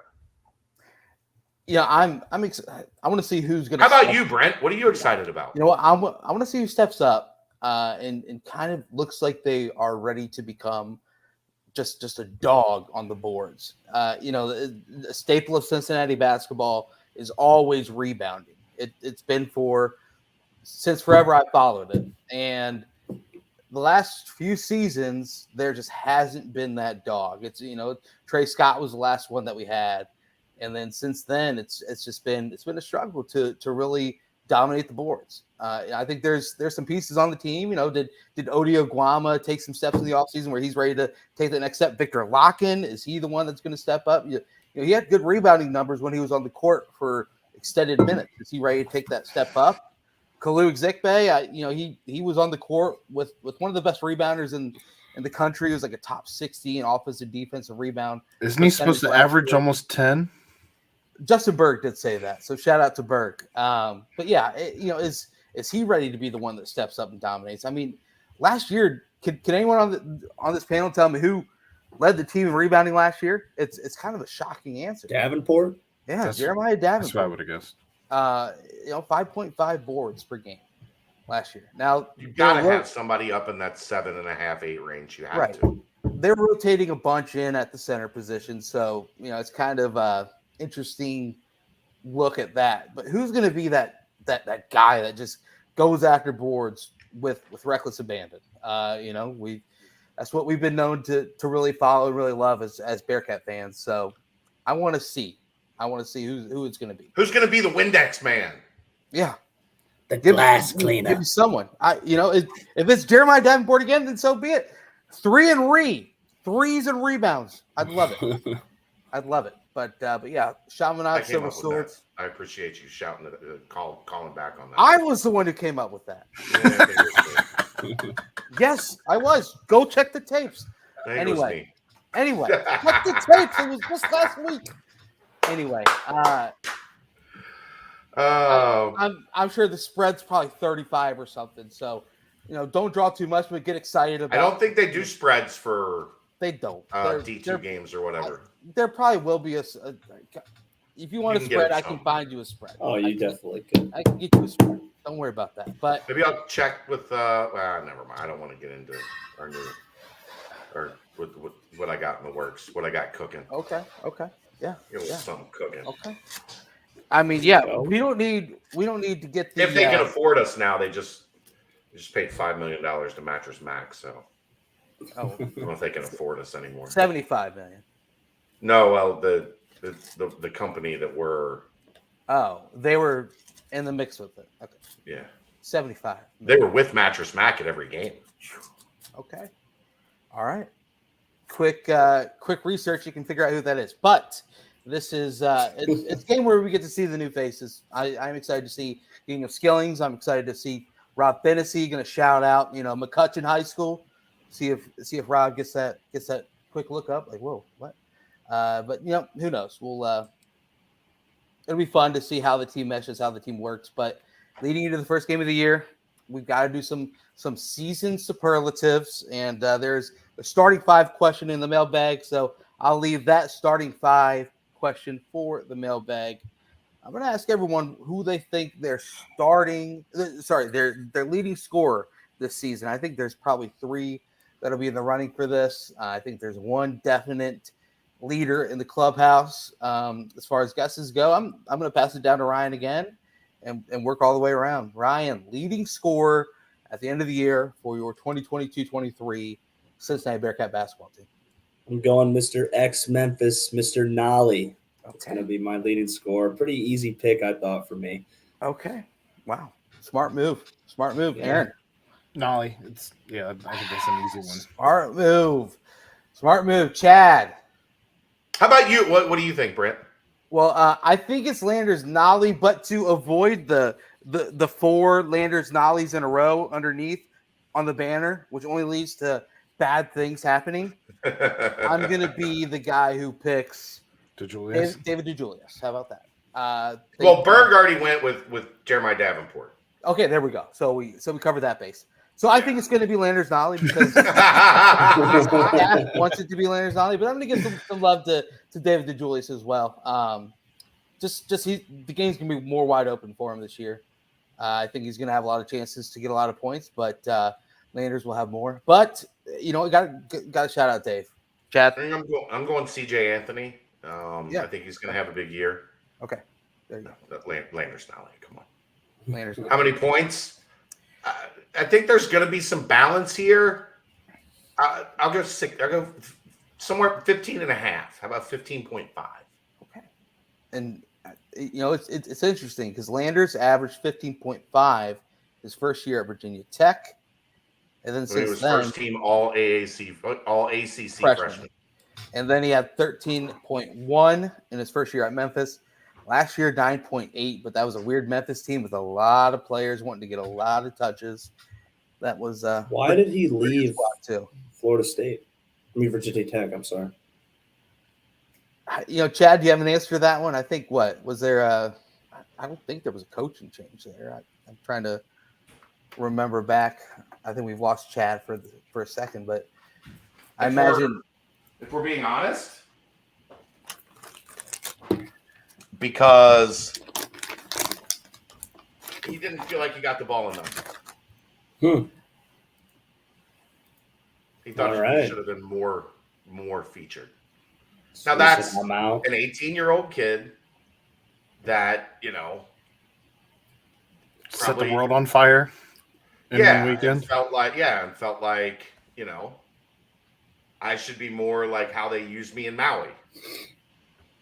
Yeah. And I think at times, like, he probably didn't get the greatest advice back early in his career. I think he's now a kid that's working with a lot of added maturity and knowledge of the situation and system and how things play in the college basketball world. But at that point in time, it's kind of selfish.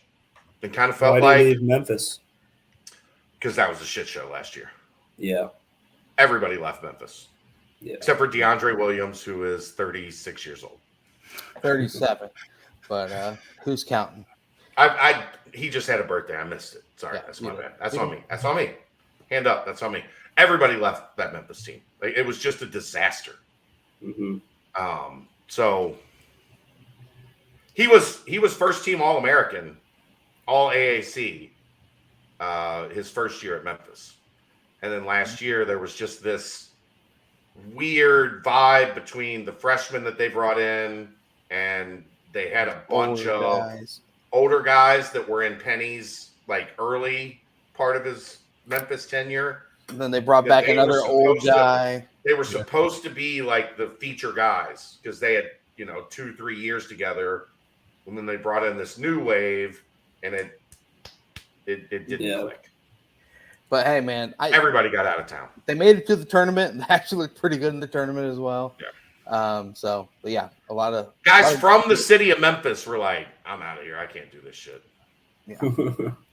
So hometown heroes. And now they've got Mikey Williams coming in, and I mean, I don't know. The Penny keeps doing AJ Taylor and Mikey Williams. Yeah, right. Yeah, he Amani Bates 2.0 and 3.0 coming on into to Memphis, but hey, who knows? Leading rebounder. I'm going to go Chad and then all the way around. This one I feel like is probably the toughest to come up with the solid guess on, but leading rebounder, Chad. I want to say Kalu. Right. But I just don't know how minutes are going to be distributed at the center. Yeah. If he's the primary minutes guy at center, I think he probably leads the team in rebounding, but I think so much of it is going to be done on a by committee basis. Right. Yeah. That I think it's going to be somebody different every night. Where like Trey Scott's senior year, you knew there was a 90% chance Trey Scott was going to lead the team in rebounding that game. Right. Come hell or high water, he was going to have more rebounds than anybody else. Yep. I don't know that that's the case with this team. So I'm going to say Kalu, but I'm not confident in that really at all. Yeah. Aaron? I'm going to go Odie. Okay. I'm going Kalu. Okay.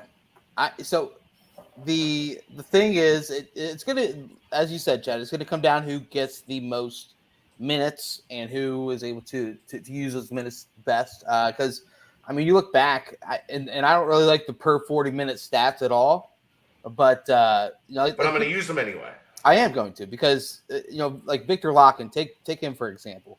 If he is up to the ability to have extended minutes and ready to make an impact on the team this year, he led the team last year in per 40-minute rebounds. And you remember last season there was an absolute logjam at the center position. You had 4 different players playing center/4 throughout the game, and numerous games. And none of them really got found their footing. But in the games where he played more, and even in the games where Odie played more, they either led the team in rebounds, had double-digit rebounds, or they were right near that 10 rebound threshold. So, I mean, I think it'll probably be Kalu just based off of how he's going to be on the court the most, probably projected. But if he was at 7.5 or so at Old Dominion? Yeah, 7.1. But he had this guy on his team named Austin Trice, and Trice was the 31st in the country in defensive rebound percentage, 66th in the country in offensive rebound percentage. So he was a really good rebounder. He led the team, and so he gobbled up a bunch of rebounds that probably should have gone to Kalu. He averaged 9 rebounds a game to lead that team. So I don't know. I think Kalu probably is the favorite there. But if Vic's ready to take that next step, we've heard the staff talk about him a lot, then I'm going to go Vic. I'm also being the Aaron of this segment, being the devil's advocate kind of. So I don't kind of just go straight flush across the board. So I said Odie. I'll go Vic. Yeah, I know. But you didn't say anything after Odie. But I agree. I didn't give a 7-minute answer about who's going to lead the team in rebounding. This is a podcast. It's a podcast. All right. Warrior gave a 3-word answer, so Brent felt like he had to make up for it. I did. All right. Assist. My bad. Assist. Aaron, go. Assists. I say Finney. I think he's going to have the most opportunity at that point guard position, especially as a distributor. Okay. How about Dave? Yeah. Okay.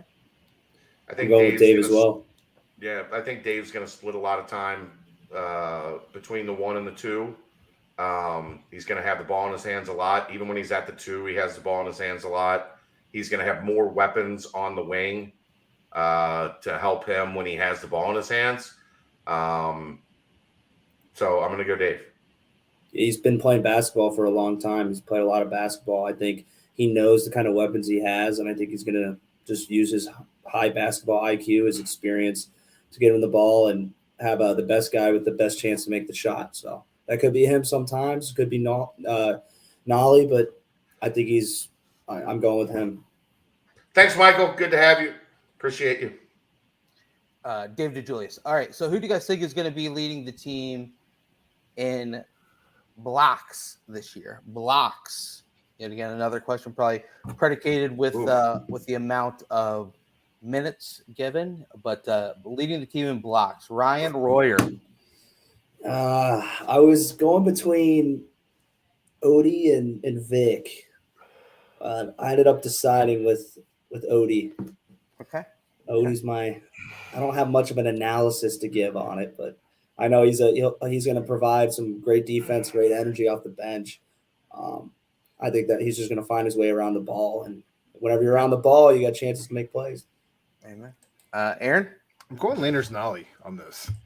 Really? Largely because I like his length, and I think that because he's going to be on the floor the most out of everybody, I think that gives him the opportunity for the most blocks. And the only difference between him and DDJ is he's significantly taller. Okay. Chad? I'm going to go Vic. I think Vic has the most length. I think this isn't saying a whole lot because I don't think other than maybe Sage, like 2-3 years from now, right? I don't think there's a natural shot blocker on this roster. So I'm gonna go Vic. Okay. And hopefully it doesn't get him in foul trouble trying to lead the team in block shots. Man. But you know what? Use the fouls, man. Who cares? Got enough depth down there. I'm going Kalu.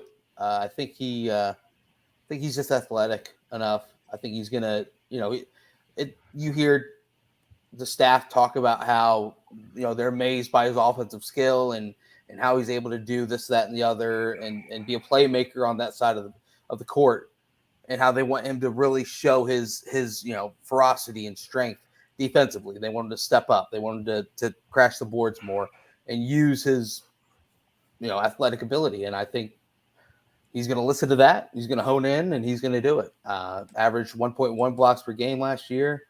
Had a pretty good block percentage as well. So I'm going to go with Khalil. And then, last but not least, steals per game. Leading the team in steals. Chad. I think this one's obvious, right? Yeah, I think so too. I think it's Rob. Okay. Tennessee. Yeah. Okay. Elite on-ball defender. He's gonna be in there quite a bit. They're gonna use him as an elite on-ball defender. Mm-hmm. He's gonna pressure whoever is trying to initiate offense for the opposing team. So, Tonk, you're not the boss of me. I just think it leads. I think Mike is going to be close, but I think I'll go with Rob. Aaron? I don't know how you can not go on Rob. They brought him in for his defense, and he's going to have probably the best opportunity for showing out, especially in the steals game. Also, you're not going to be starting him if he's not going to be throwing up points, if he's not doing things like assists and steals. So, yeah. Okay, Ryan? I'm gonna keep it going. I agree with the two before me. I'm going Rob. Okay. I'm going Newman. I think he's gonna come in off the bench or start some games that he's needed. And just kind of, it looks like he's taking a step up in his progression as well. Just blue guy getting a full off season. But I think that he's a guy that's going to go out there and Wes is going to tell him, hey, just get after it, man. Just be aggressive right off the bat. And, it doesn't take much to lead the team in assists. He led the team last year. Steals. He led the team last year, averaging 1 a game, but obviously had a lot of more minutes. So we'll see how the minutes really feed out. Speaking of minutes, how about quickly just who's going to lead the team in minutes? Nolly. Yep. Okay. He's got to be on the floor. He's our best player. Yeah. I'm going David DeJulius. Most minutes. Chad, most minutes? Nolly. Okay. There we go. Round the horn. I mean, I do think there's an argument for Dave because he's going to split between the 1 and the 2, I think, at times. Right. So I think that can potentially, give you a slight edge. I just think you're gonna need Lander's offensive production on the floor, more often than not. I agree. Now I've got kind of an interesting question for you guys. It's just involving the freshmen. Well, first off, 6th man of the year. Are we all in agreement with Newman, 6th man of the year? Or Micah? Okay. I mean, one of those two, or Vic. Yeah, right. Vic. Yeah, depending on how. There's some. I mean, that automatically, like, if we're talking 3 potential guys to be the 6th man, then you have to feel good about your depth, right? That you've got a point guard, a wing, and a big man that you expect to play a lot that you're not projecting to start. I think that bodes well for this team as they go through a long season. Okay. Your biggest surprise this year? Anything jumping out at you, Aaron? Jarrett Hensley. Okay. I think that's the right answer. Okay. We see him at the 5 a fair amount when duty calls. Some. I think you're going to see him at the 4, at the 5. He can play the 3 if you need him to. That's mostly what he played last year. See, this is where you get yourself in trouble, Royer. Now Tom thinks he can make you drink on command. Dance, monkey, dance. Yeah. $2. Monkey full. Monkey full. Monkey not drinking another one. And those are your roommate's beers. Like, you don't want to create havoc in the house. Yeah. 1, you can get away with. 2, he's going to notice. Yeah, there's only 2 left. Oh, yeah. We're screwed, man. Ryan, I'm staying the night in Cincy on Thursday, so get ready to chug plenty more than just one. Anyway, let's go. Aside from that, guys, kind of a freshman superlative for you. Will there be a game this year where there's a freshman who leads the team in scoring? No. I don't think so. I'm gonna go with a no as well. Okay.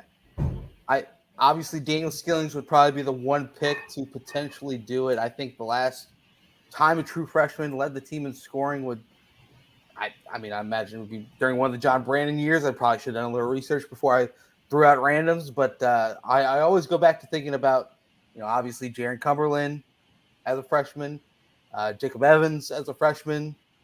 They all were kind of ready to right there around where Skillings was. Skillings coming in known as a big-time point scorer. Who knows? One game, maybe Landers gets in early foul trouble, or, there's a need to get Dan extended minutes, and he can come out and lead the team in points. I'm going to say, yeah, why not? One game late in the year where the team's maybe wins by 15 to 20, and Skillings leads the team with 14, 15 points. Why not? Last but not least, guys, thoughts on the season. You can get exact guesses as far as the overall record if you want to. The Ken Pom has Cincinnati going 21-8 on the year, 12-6 in conference. We did pretty good, Chad. I'm at like 22, 23 wins is where I'm at. Yeah. I'd agree. Okay, 22-23 with a victory victory 2 in the conference tournament. All of a sudden you're an NCAA tournament team. Are we all hopping on that boat? I think they'll be on the bubble. Yeah, I had them at a bubble team. Okay. Aaron, you right there with it? Yeah, I don't know. I mean, this roster still isn't, I don't think, quite where Coach. It's not a great roster yet. Like, it's not. You're not. For me, a great roster is like we're talking about. If things go well, they're a protected seed, a 3 seed, a 4 seed, a 5 seed, somewhere in there, right, going into the NCAA tournament. I don't think this team is there. So most of the metrics, if you look at Ken Pom and whatever, they're right around 50. I think they can, if things come together, they can push up into that 35, 30 range. But I think that's about the ceiling for this team, is to be a top 30, 35 type team. Right. Things fall apart, or a key piece gets hurt. That is going to be a huge impact. So they don't have a lot of wiggle room. Mm-hmm. Is kind of the important thing to note, I think, as we're doing this preseason stuff. Yeah, rebounding and rim protection.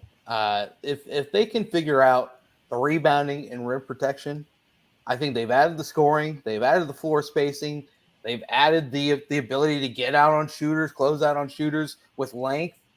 Rebounding and rim protection, if they can get that going by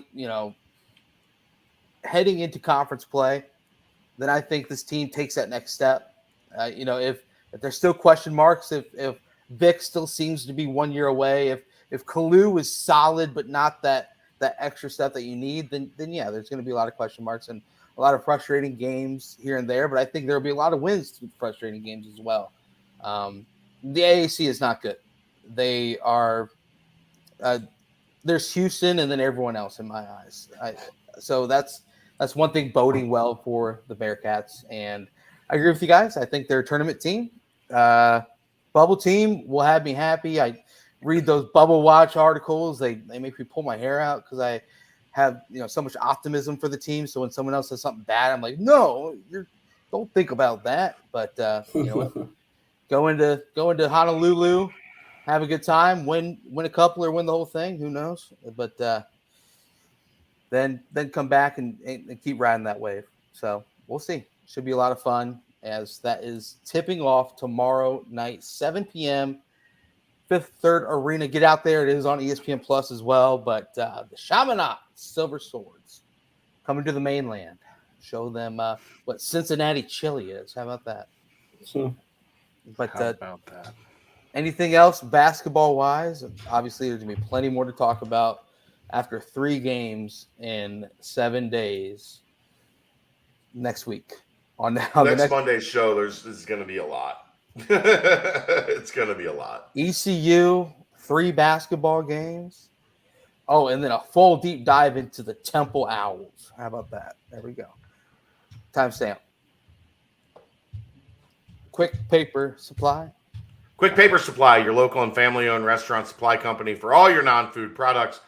They service over 150 restaurants with weekly low minimum and next day deliveries. They've been open since 2009, are one of the largest minority-owned companies in the city. They also have cleaning restroom supplies for all your janitorial needs. Call Nick 513-470-2029 and reference Bearcats for 20% off your first month of purchases. Quickly before we go in the mailbag, a couple of key visitors on campus for football this past weekend. Chad, do you get any early reports on how the unofficial visits were, or is that kind of? They went well. Okay, very, very good answer. I appreciate that response out of you. But yeah, that was deep. That was. That's what they do. Official visits go well. Unofficial, right? Unofficial visits go well. Official visits go great. Unofficial visits go well. Yeah. Okay. I appreciate. I know they're really happy with where they're at right now with Jordan Marshall, but I mean that's much like Danny O'Neil. There's a couple schools that have prioritized Danny O'Neil. There's a bunch of schools that have prioritized Jordan Marshall. Cincinnati, Tennessee, Ohio State, Michigan. It's going to be a battle, but he's a kid that has liked his time in Clifton and has liked the message that the staff has given to him. I know he said, I'm not coming unless you guys get Corey Kiner more touches. So we'll see how they handle that going forward. Wow. Breaking news. Put that out on Twitter. Kidding. Put it out on Twitter. Kidding. Jesus. People are about you to guys run are with so it. Sensitive. Straight to the boards. But Danny O'Neil said, he liked what he saw, that, a kid from out of town like Ben Bryant has been given, the starting job at quarterback. So I thought you were going to say that he liked that a kid from his high school who graduated from there came up and said hi to his family and was very nice and said, push forward, go Irish as we capture another state championship, winning sectionals this past weekend. Danny O'Neil Cathedral fighting Irish. Yeah. You're creepy. It happened. I know. The parents know me, so it's good. But, so you already have an existing relationship with said parents? Yes. Okay, that's fine. I said that on the last pod. You did do that. Anyway. I don't listen. I can tell. Anyway, time for the mailbag. Well, actually, basketball recruiting real quick. Wes was out on the road, tiny bit. A little bit, yeah. They didn't have practice on Friday, so he hit the road for a little bit. Went and saw Travis Perry, 2024 guard from down in Kentucky, who plays with Indiana Elite, teammate of Flory Badunga, and then went down to Overtime Elite and saw Santo Cyril play on Friday night. That Friday night. A lot of people starting to get hot on Santo. Michigan State just threw an offer to Flory, so those recruitments Kathy, are obviously heating up. Kathy, you don't have a sarcasm meter, do you? The sarcasm just. All right. Mailbag. Starting off with the football portion of the mailbag, thanks to everyone who did make their submissions on a late notice that we were doing a Sunday show. By late, I mean we've been talking about it since like 2 weeks ago, but here we are. Is there anything the team can do to help with drops? Get on the jugs machine. That's about all you can do. Run, make sure you're practicing at full speed, and just look the ball in. You're better at answering that than I am, Ryan. Yeah, that's about it. You just got to practice like it's a game and get extra work in. All right. I was going to make a bad dad joke about the jugs machine, but I'm just going to let it go. Who are the legit players who could go to the NFL after the season? Who are the seniors with an extra year left? as far as who could leave early, I haven't gotten to the It's hard to haven't keep up gotten to that anymore, point just yet. with all the COVID and. I Yeah. mean, the Red guesses shirt. would be Tyler Scott leaving early. Ivan Pace can come back for another year, so him leaving early would be technically one. Deshaun Pace, yeah. Anybody that's after their third, if they've have been in college for 3 years, they can go. Right. Or you could stay I mean, for like, 6. yeah, or Malik could come back, but I'm not expecting that. Jabari's done. Jabari's done. Huber's done. Wiley's going to be done. Hicks is Wiley, done. Wiley could, I think, Yeah. technically, Hicks is done. but Arquan? I think Arquan has a COVID if he wants to use it. Chuck done. I think Lenny's No. done. Chuck's got one more year. Does he really? Well, Chuck had a double medical. Yeah. So Chuck might have 5 more years. I think he does. Like, because of COVID and the double medical and Chuck didn't redshirt, so he could redshirt technically. Like, Chuck might be a Bearcat when they play Army in 2031. It's possible. That'd be something. I'm not. That's off-season stuff, and I'm not in off-season mode. And I think, Ryan, you can attest to this. Most of these conversations have not happened yet. No. On where guys' brains are at after the conference championship or like when that's decided. Yeah, bowl practice and then after the bowl. Yeah. But most of the time before the bowl.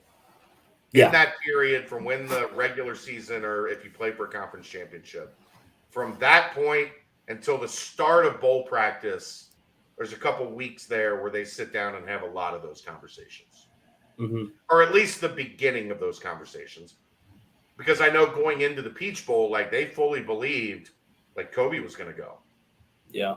And then the way they lost the Peach Bowl, Kobe was like, I think you need to do one more to make this right. So it's fluid, but it's hard to even put a guess on that stuff because the conversations just haven't happened yet. Mm-hmm. I've heard Evans looking at the NFL. He would be draft eligible. Yes. I also heard he's going to start next week because of all the fans complaining too. Yeah. All right, moving on. What's up with Corey Kiner? Is he hurt in the doghouse or is it youth? He's third on the depth chart. He was hurt during camp. Yeah. That is a factor. Back and forth. He had a finger injury that kind of has messed with him for 2 games. One because of the cut and then another because of an infection. He's going to be fine, guys. Right now, he's just running third. All right. What's the Skyline slider recipe? There's Brett, actually how was it? 2 requests good. in the bag for good. this recipe, by the way. Okay. So you brown up, depending on how much you want to make. This time I did 2 pounds of ground beef. You get some Cincinnati chili seasoning. The stuff I get is from in Newport. There's a spice company on Mama Street right next to Everett's Meats, which is my butcher. There's a guy that owns a spice company. He does great stuff, has awesome like custom spice blends. He makes, from what I've tried, the best Cincinnati chili spice rub that I've found. You put that in the ground up beef. You cut up like half a pack of hot dogs. I cut them in half and then chop them in like 1/4 inch little pieces. You put those in with the ground beef, mix that up, let it cook for a little bit, let the flavor get in there. Then you do a couple cubes of Velveeta to give it like a thickening agent. You get the King's Hawaiian rolls, slice those bad boys in half, put some mustard on the bottom and the top. You put the mixture on the buns. You put some cheddar cheese like you would get on top of a cheese coney on top of the mixture. Put the lid on, put it in the oven, 10, 15 minutes, let the buns get warm, good to go. Very easy. It's a simple recipe. For those of you who aren't Chad, add your diced onions. I would do, if you're going to do diced onions, I would do it like a cheese coney when you put that shredded cheese on. Yep. put the onions on top of the shredded cheese or underneath the shredded cheese if you so desire. Because if you cook them into the chili, the whole point of having the onions on the cheese coney is the raw onions, right? Right. If you cook them into the beef, they're going to get translucent and you're not going to have that raw onion flavor. So I wouldn't, if I did onions, I wouldn't cook them in the beef like you would normally do with chili. I would do it like you do with the cheese coney and put it on at the end right before you put it in the oven. That's food with Chad. I can cook. I'm just mad that Brent got the last one. When was the last time the Bearcats had two different receivers catch 10+ passes in back-to-back weeks? Is that answer never? Who needs to catch 10 next week versus ECU to get the dub? I don't know. We would win. The answer would be Tyler Scott, right? Yeah. I don't even think we need that, though. We don't need that. Balance. But they've been at their best when Tyler and Trey have been factors. But I would say we've seen Josh coming on and being involved more. And Jaden has been excellent when they've gotten him the ball. Yeah. I don't know if I'm in the minority camp or not, but I don't want to be in a shootout with ECU. No. So I'm hoping that they get back to balanced. Okay. But stats research question. It seems like this offense isn't scoring as many points as usual. When looking at metrics like points per possession, is scoring really down, or are we just imagining things? That's a Dave question more than anything because Dave is the stats nerd. What I would say was there was a definite 2.5 game stretch where the offense didn't look like it should look. Some of that was Tyler Scott being out, but through the start of conference play, it was too inconsistent. So metrics wise, I think that would bear that out because they saw their, they were averaging over 40 points a game through the Indiana game. And that has kind of taken a pretty substantial dip since then. Some of that is number of possessions. Some of that is just general offensive consistency. I think a lot of it is struggles in the red zone, struggles on third down, sustaining drives. I think this offense has been really good. I would not call this offense great or, one of the best offenses overall in program history. And I'm sure some of that has to do with when the passing game has been good, the running game has been non-existent. When the running game has been good, there was 3 games, they were right at about 200 yards a game. Then the passing game has kind of fallen off. We haven't seen really, a 350 or 310 passing yard game coupled with 190 yard rushing game. And that's when you're going to get the explosion of points because you have balance, you're keeping a defense on its heels, and you're able to convert those drives down the field into touchdowns. Ryan? Well, yep, it's complementary football. You're exactly right. And it just seems like whenever one thing's clicking, something else isn't. And that's been just with the team as a whole. But I think you hit it spot on. Anything to add, Brent? Yes, thank you, Aaron.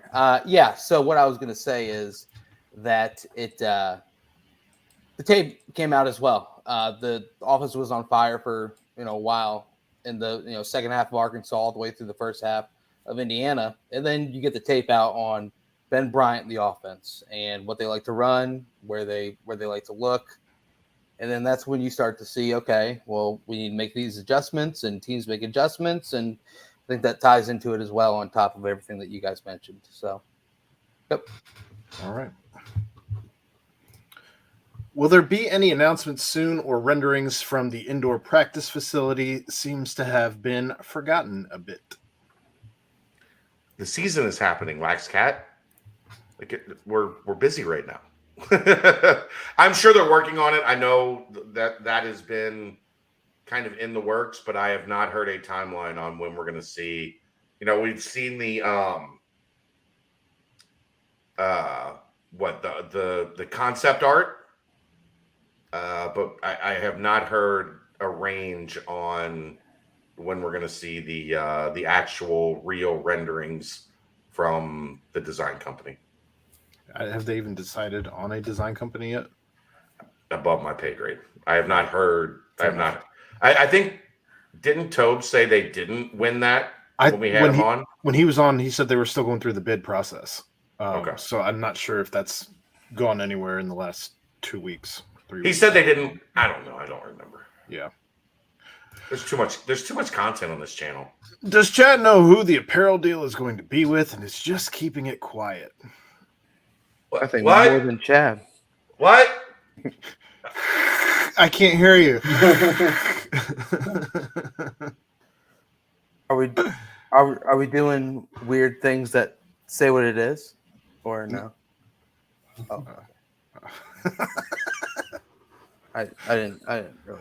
All right. Brett, anytime you say, "Are we doing weird things?" the answer is no. Okay, we're not. We're not doing weird things on a live feed. Okay, I hear you. Basketball. I never wear my hat backwards, so that was weird. Basketball. Who's the starting five versus Chaminade on Monday, and then Tulane on December 29th? I kind of like SMU on senior night. I'm not. You guys have fun. Like, well, no. Kelly's still calling me. I'll be back. I've got more of a different twist to this question. So West started last year. It was point guard Mike Allen Woods, shooting guard, or two David DeJulius, then Newman, then JD, then Abdul-Adel. So he did those five started for 31 or more games throughout the entire year, and DDJ started all 33. So I guess the twist to the question from me is, will there be more variation in the starting five, or will West kind of find one that he likes through the first 3 or 4 games and then kind of stick with that the rest of the way? I don't think coaches don't want to have a lot of different starting fives. Yeah, I don't think there's going to be a ton of that.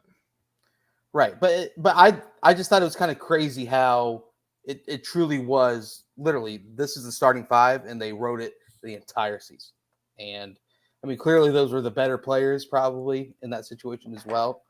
But there was never a shift to Mikey Saunders in the starting five. There was never a shift to different players here and there. So Tonk forgot not having the best player on the team in your starting five. Can I give him $8 back? I don't know for that take. They just give him $8 back. I don't know if that's. I don't know how any of that works.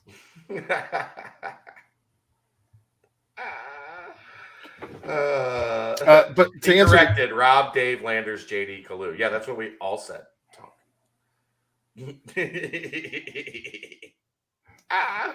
Love you, Tonk. Just having some fun, buddy.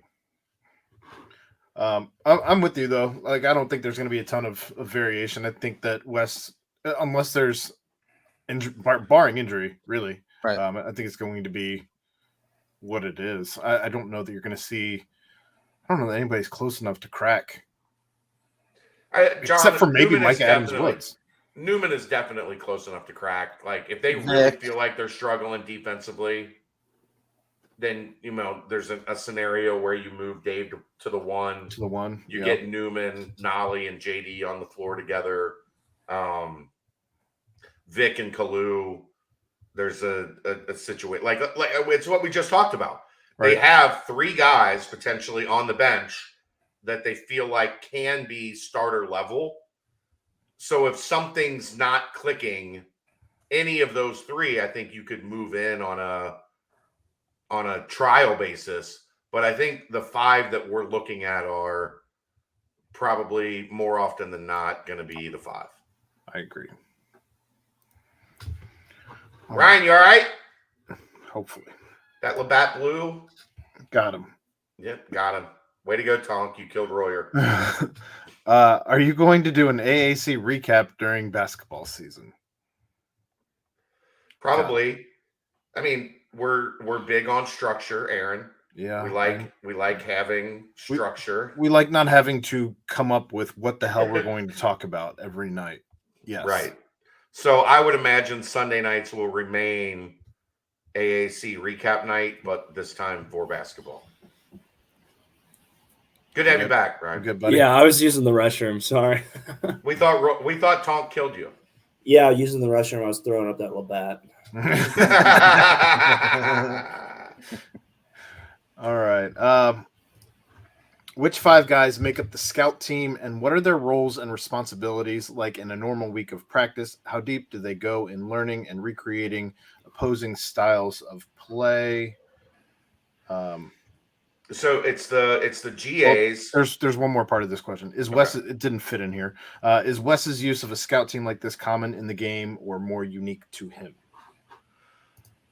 It's pretty unique to Wes. I haven't seen this like be a thing elsewhere. The way that he does it, he's very. The scout team is like an extension of the staff. Like they have a scout team meeting before practice. Like they're very much a part of the program. It's very weirdly enough, it's very similar to what happens in women's basketball. I don't know if a lot of people know this, but in women's basketball, they generally have a scout team that is made up of a group of guys on campus that generally played high school basketball or have basketball in their background, and they play against the women's team as the scout team. So I've seen this on the women's side a lot more than I've seen it on the men's side. I'm interested to ask Wes where he got this scout team philosophy, but it's the 3 grad assistants and the walk-ons that generally make up the scout team, and then you'll see some the freshmen working into the scout team a little bit as well, just to give them, a little bit extra juice. Like you don't have anybody on the scout team that can guard a 5, right? So Sage, you can put on the scout team at times to give you somebody that can guard a 5 in those scout team settings. But he's all in on it, man. He's big on the scout team. It's one of the things from a Wes Miller practice that is drastically different from a Mick Cronin practice, in terms of having a dedicated scout team that you have the in practice they split them up into the white team with the white jerseys, the black team with the black jerseys. I don't want to get myself in trouble there, so I had to clarify. But they run a lot, a good portion of practice strictly against the scout team, because the scout team is versed on what the staff is trying to accomplish that day and get out of each of those units when they're on the floor. So, yeah. All right. 10 days out on announcement day. Are we solidly in second place for Collier? I'm expecting Collier to go to USC. If they pull this off down the stretch, I know they still believe they have a chance. They still believe that they're in it. They have not stopped recruiting him. But the read I get from talking to people and friends I have around the country, I think the answer is going to be USC.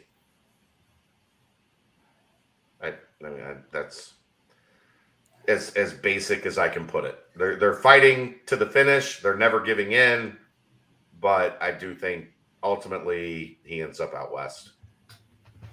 If you hop on his social media, there's plenty of people saying, "I know where he's going. Cash at me, and I'll tell you." So that sounds legit. I'd do that. You can give one of those a gamble if you want.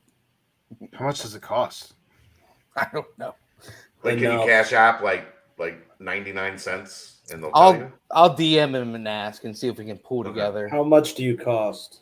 Yes. Say that to him. What is it? Give me the number.